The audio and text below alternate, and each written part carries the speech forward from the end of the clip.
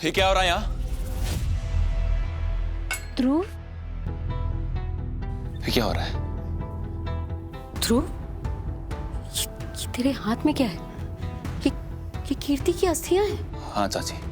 तुझे जरा भी अकल नहीं है क्या कि अस्थियों को घर के अंदर नहीं लाया जाता है? ये कितना बड़ा अपशगुन होता है। तुझे इसे सीधा प्रवाहित करने के लिए ले जाना चाहिए था। चाची, कीर्ति की अस्थियां तब तक प्रवाहित नहीं होंगी जब तक कानून राघव को फांसी पे नहीं चढ़ा देता। ध्रुव, तू पागल हो गया है क्या? क्या बकवास करे जा रहा है? बदले की आग में इतना अंधा हो गया है कि तुझे ये समझ नहीं आ रहा कि जिस इंसान की मौत की दुआ मांग रहा है तू, जो तेरी बहन का पति है ध्रुव, तेरे होने वाले भांजे के पापा हैं वो।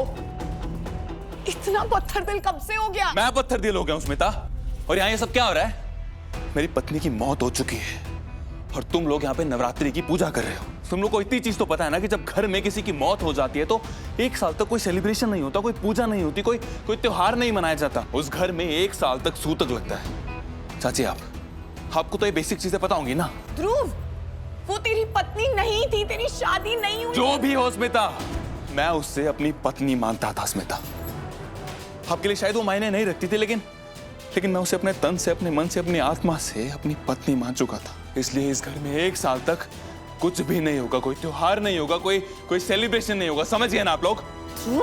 तू सचमुच में पागल हो गया है। शायद आप लोगों को समझ नहीं आ रहा, लेकिन इस घर में होगा वही जो मैंने कहा है। ध्रुव, मेरी बात। ध्रुव, इसकी तो कीर्ति से शादी भी नहीं हुई थी, फिर भी उसके लिए इतनी दीवानगी। हाँ मम्मी, हमने ये सोच कैसे लिया कि कीर्ति के जाने के बाद सब कुछ खत्म हो जाएगा। उसने जीते जी भी ध्रुव को उंगलियों पर नचा रखा था और अब मरने के बाद भी चैन नहीं लेने दे रही है उसे। पागल कर दिया है मेरे भाई को। तभी तो लाख कोशिशों के बाद भी राघव, जीजू और रीत उस कीर्ति की सच्चाई दिखाई नहीं पाए ध्रुव को।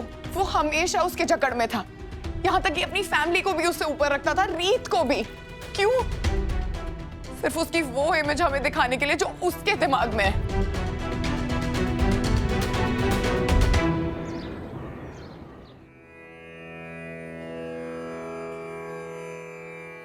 अरे पापा कमरे में भी नहीं है, पूरा घर छान मारा, पता नहीं कहाँ रह गए। इस समय कहाँ चले गए? अभी तो पूजा का समय है ना। ऊपर से फोन भी नहीं उठा रहे, कब से ट्राई कर रही हूँ। मैं देखता हूँ। आ गए। आप लोग कहाँ चले गए थे? बेटा, हम लोग मार्केट गए थे नवरात्रि की पूजा का कुछ सामान खरीदने, लेकिन वहां जाके शालिनी जी ने याद दिलाया कि हमारे घर में पूजा का सारा सामान तो है ही। और हम लोग कब से आपका शाम की पूजा के लिए वेट कर रहे थे। शालिनी जी, आप भी ज्वाइन कीजिए। पापा जी, आप शुरू कीजिए।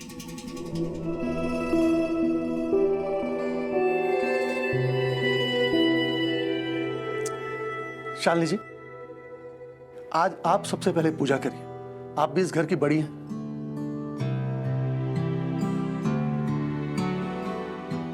इतने हैरान क्यों तुम सब लोग? शालिनी जी ने इस घर के हर इंसान को मुसीबत के वक्त में संभाला है, सबको सहारा दिया है। तो आज सबसे पहले माता रानी की पूजा शालिनी जी करेंगे। आइए शालिनी जी।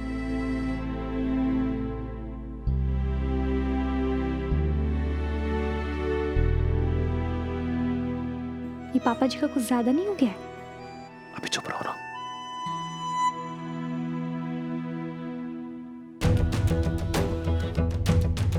आप मुझे दंड देना चाहती थी ना माता रानी, पर देखिए मैंने कितनी जल्दी मेरा वर्चस्व कायम कर लिया है इस घर में, वो भी अपने बलबूते पर।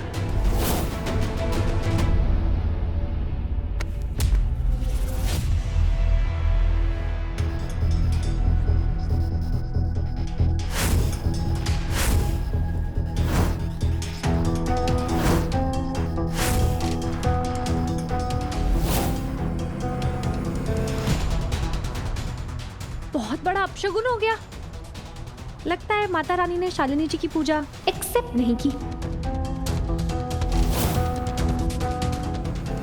अब कोई अपशगुन नहीं होगा।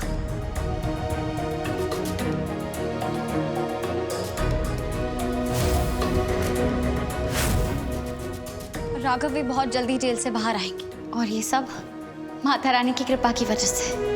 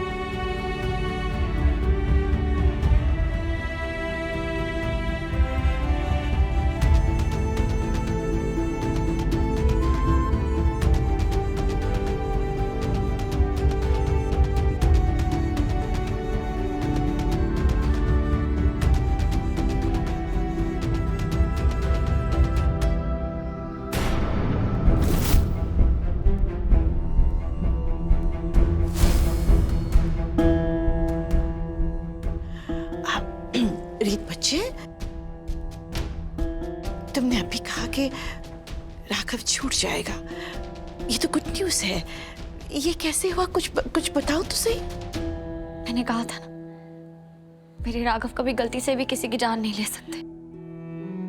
लेकिन बेटा, कीर्ति की जान तो गई है ना, और कानून राघव को दोषी मान रहा है। अब नहीं मानेगा, क्योंकि कीर्ति जिंदा है।